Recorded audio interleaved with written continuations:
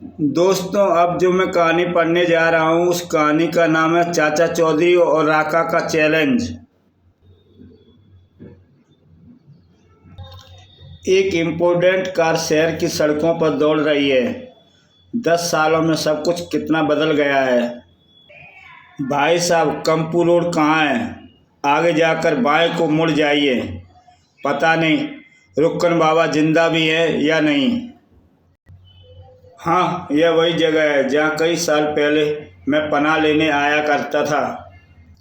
रुक्कन मियाँ, मैंने तुम्हें पहचाना नहीं।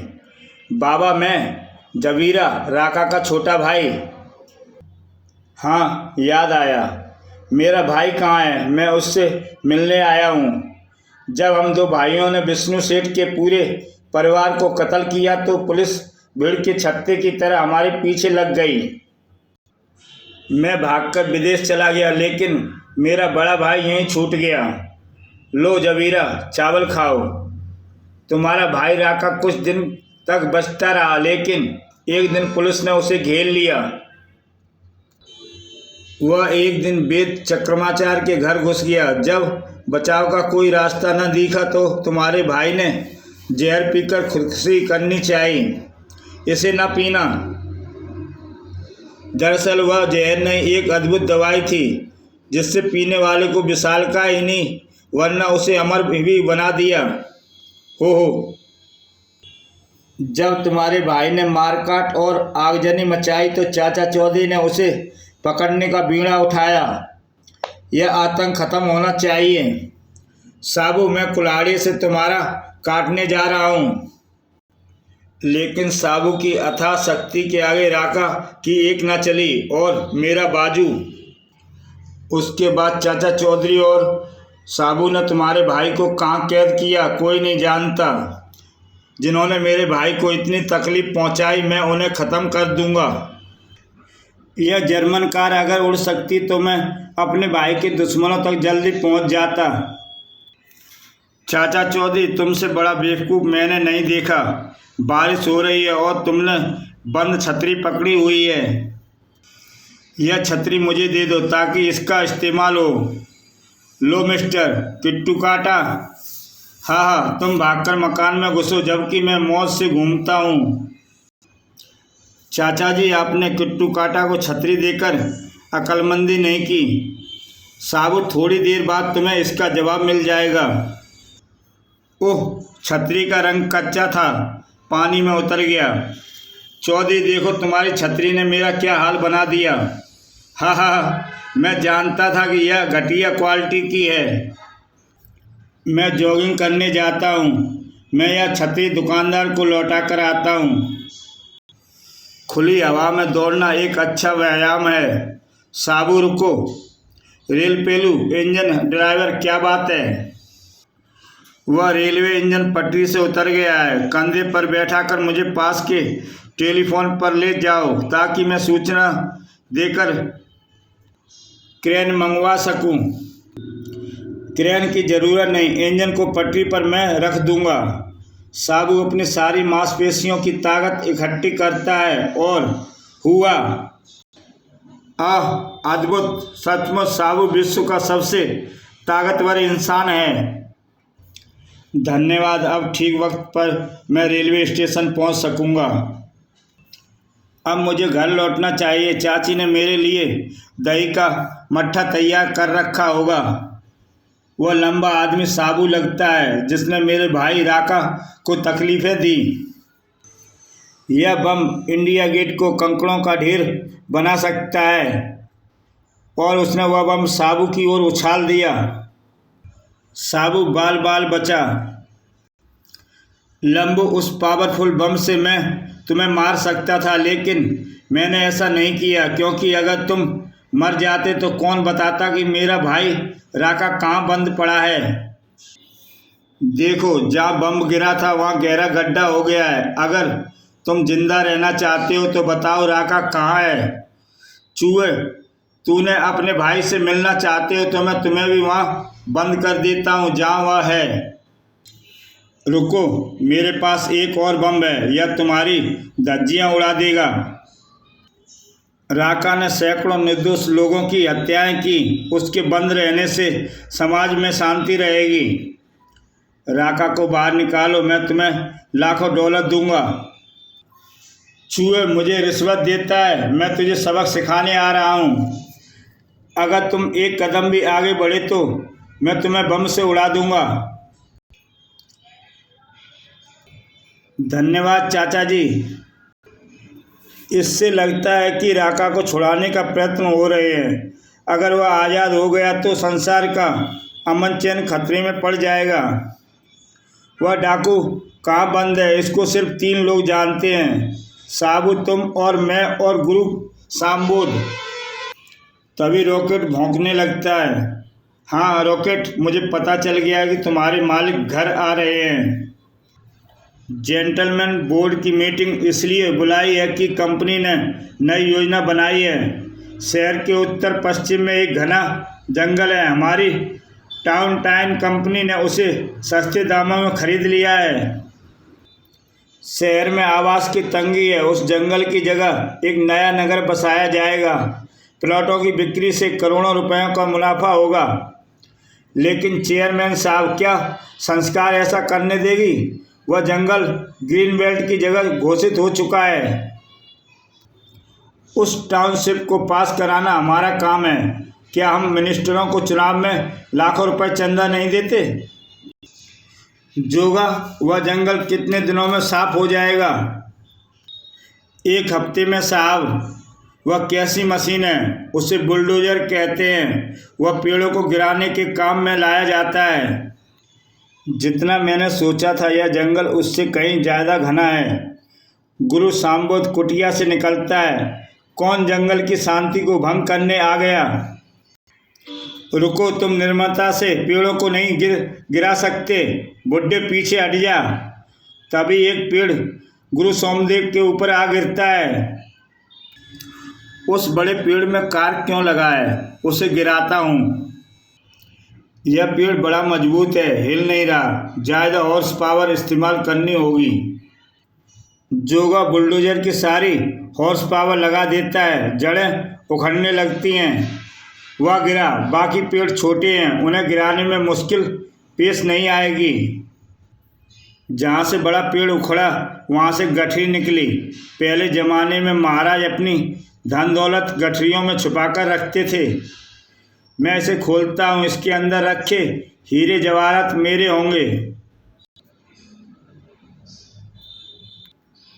एक लंबे अरसे के बाद ताज़ी हवा खाने को मिली।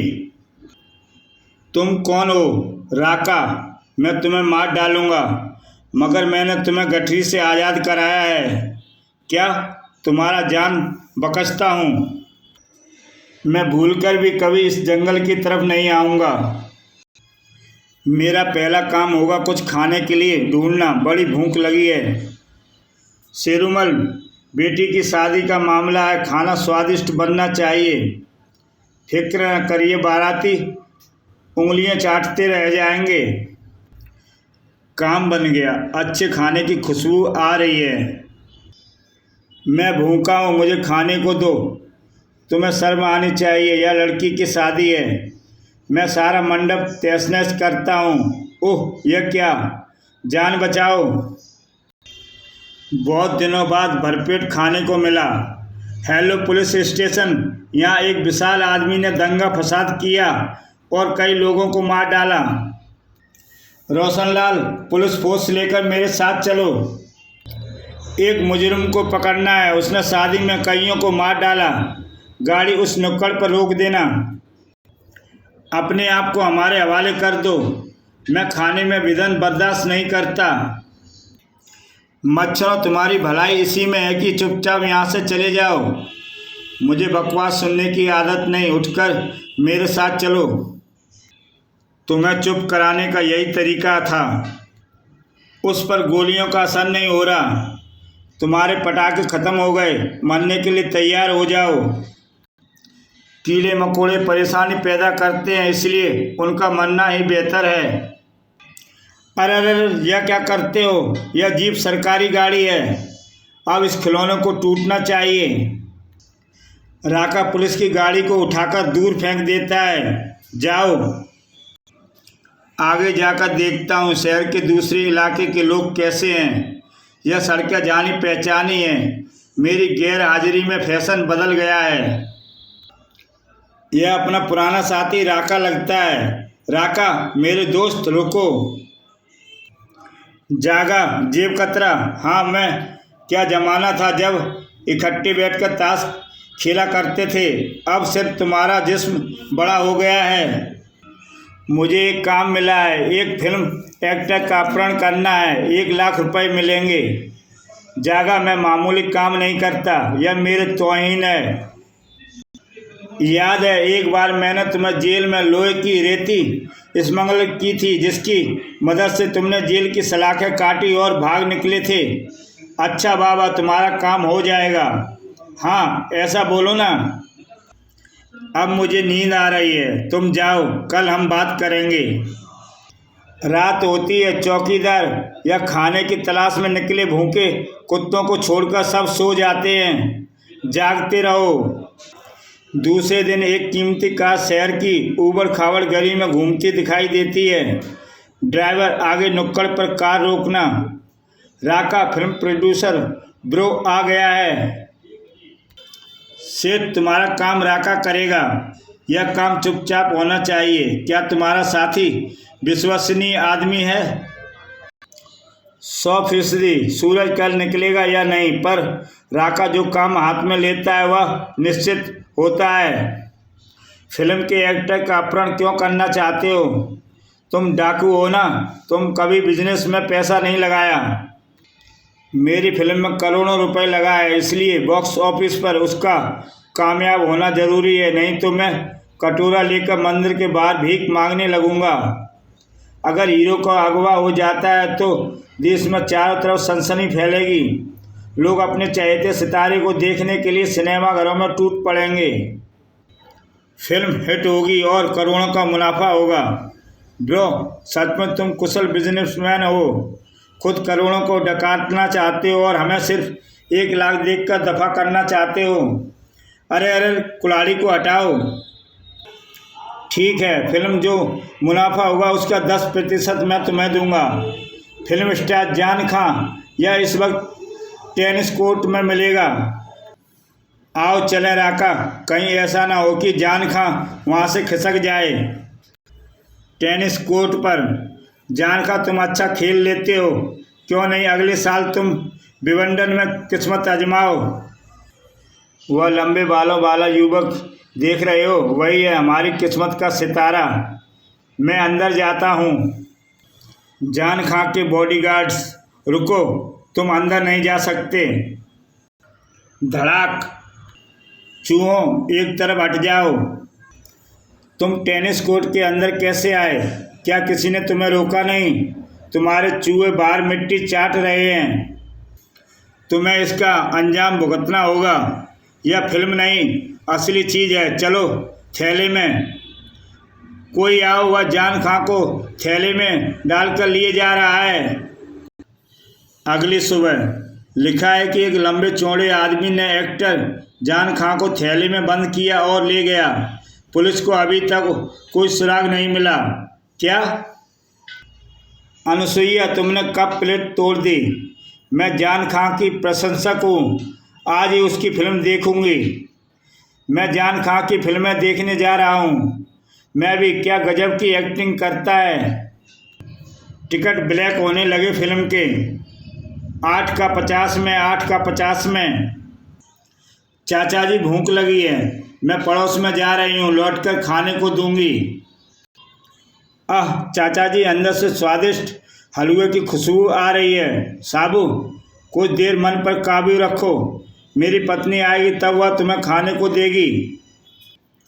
अजी, इतना धैर्य किसके पास है? मैं पीछे से किचन की खिड़की के पास जाता हूँ। यह रहा हलवा। आओ, मेरा हाथ जल गया। मैंने तुम्हें कहा था कि सब्र से काम लो। जलन से अब कुछ राहत मिली। चाचा चौधरी, रुको, मुझे कुछ कहना है।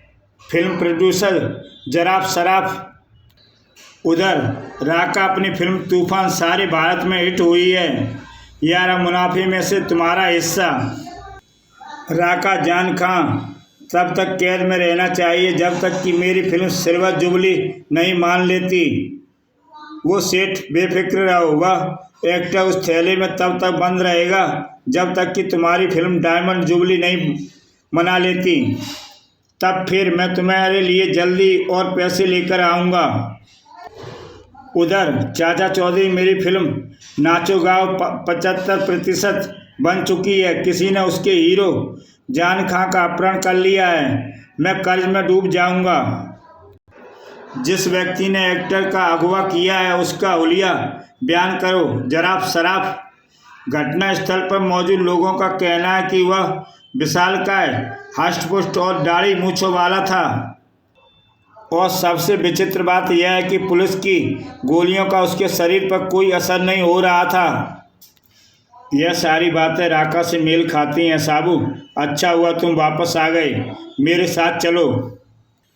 मुझे लगता है राका छूटकर बाहर आ गया। राका, वह एक्टर कहाँ है? यह सवाल पूछने की गुस्ताखी के लिए तुम्हें भूनकर रख दूंगा। साबू तत्काल झुक जाता है और एक जोरदार वार राका पर करता है। राका, अपनी तोप पकड़ो जो नीचे गिर गई है।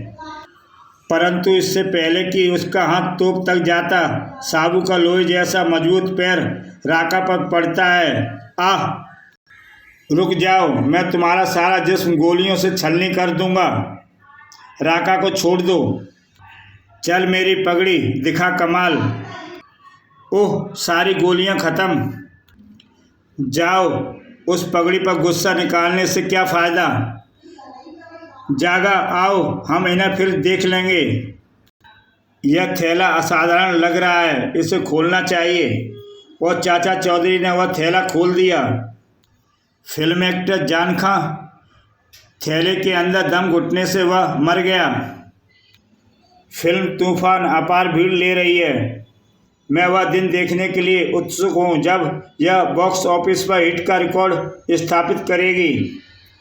अगर तुम आज़ाद रहे तब। सेठ ब्रो, मैं तुम्हें एक्टर जान खां के कत्ल का षड्यंत्र रचने के जुर्म में गिरफ्तार करता हूँ। बेटी खाना खा लो। मेरा मूड ठीक नहीं है, खाना नहीं खाऊंगी। जान खां मर गया। प्रोड्यूसर जराब सराफ, मैं दिवालिया हो गया। मेरी फिल्म अधूरी रह गई। चाचा जी, आप क्या सोच रहे हैं? राका को कैसे काबू में किया जाए? तुम सब कहाँ चले गए थे? तुम्हारे खाने के लिए हलवा तैयार है। क्या वह ठंडा हो गया? हाँ चाचा जी, क्यों नहीं राका को पकड़कर अंतरिक्ष में भेज दिया जाता और पृथ्वी पर लौटने के लिए उसे याद ना दिया जाए। अच्छा सुझाव है। उस जालिम को अंतरिक्ष यान में सवार कैसे कराएंगे? अभी कुछ ऐसा इंतजाम किया जाए जिससे राका लूटपाट ना कर सके। पेट्रोल से भरा एक टैंकर तेजी रफ्तार से जा रहा है। गौन सिंह, हमारे खेत में जो गेहूं पैदा होता है उसका दाना मूंगफली के बराबर होता है और हमारी भैंस एक वक्त में 20 लीटर दूध देती है। बावन सिंह, सामने देख, कहीं एक्सीडेंट ना हो जाए। जागा, हमें पहले चाचा चौधरी और साबू को ठिकाने लगाना होगा। मैं समझ गया उस्ताद। अब वे दोनों नहीं रहेंगे तो हम बेखटक से लूटमार और लोगों से पैसा ऐंठ सकेंगे। बातूनी ड्राइवर ग्यावल सिंह ने आगे राका को नहीं देखा और एक जोरदार ट्रक की टक्कर लगी राका को।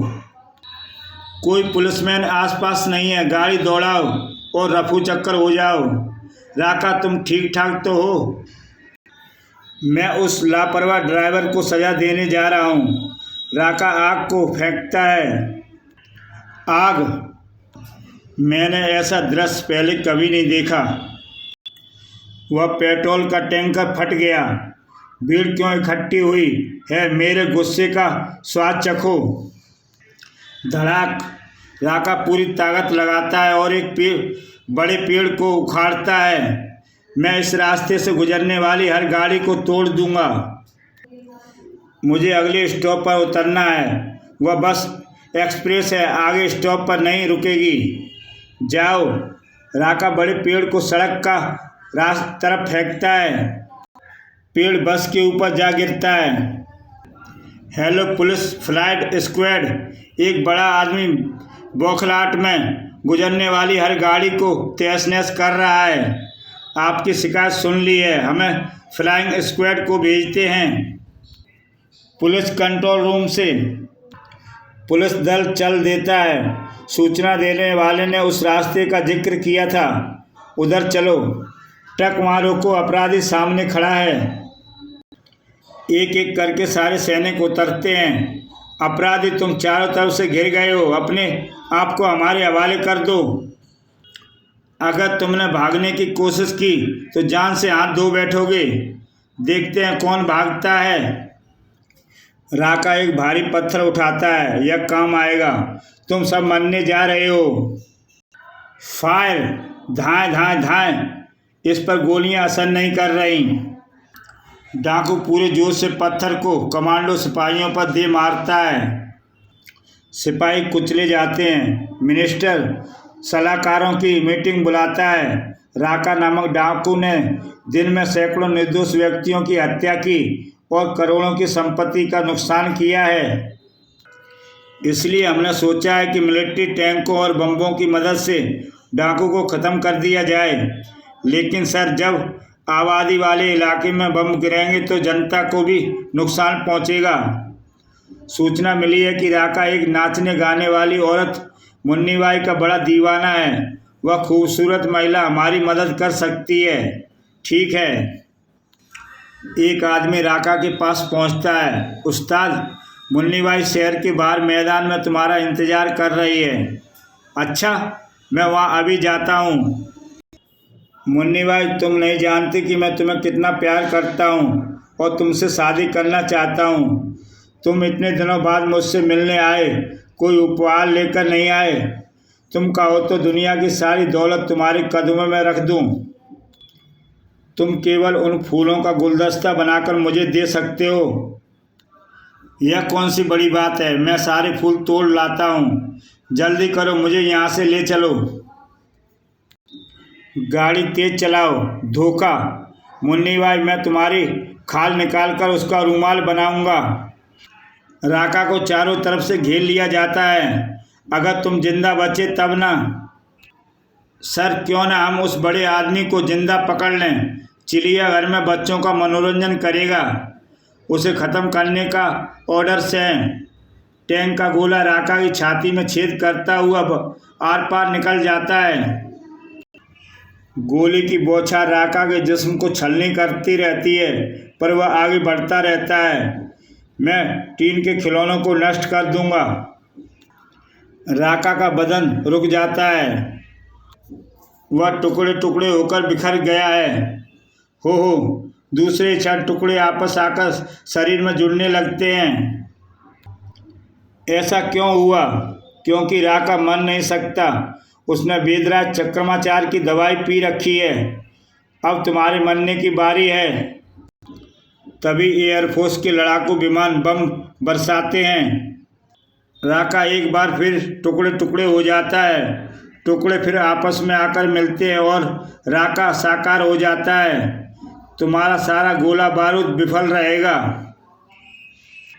जेट विमान का पायलट, दोबारा उस पर हमला करना चाहिए। जेट तेजी से लौटते हैं और टारगेट पर गोलियों की बौछार करते हैं। राका एक जेट पर तलवार का वार करता है। कई विमान क्रैश होते हैं। उधर, चाचा जी, मैंने चट्टान पर जंजीरें गाड़ दी हैं, लेकिन इसका उपयोग क्या होगा? ये राका को जकड़ेंगे साबू। राका को चट्टान के साथ बांधने के लिए उसे यहाँ कैसे लाया जाएगा? वह खुद चलकर यहाँ आएगा। वह डाकू जो पाना चाहता है हमें रास्ते से हटाए बगैर वह उसे पा नहीं सकता। उधर, राका, हमें कोई बड़ा काम करना चाहिए। तुम्हारे पास जो शक्ति है उससे तुम सारे विश्व पर हुकूमत कर सकते हैं। विश्व के सारे लीडर संयुक्त राष्ट्र संघ में इकट्ठे होने वाले हैं। अगर हम उन्हें कैद कर लें तो दुनिया के सारे देश हमारे कब्जे में आ जाएंगे।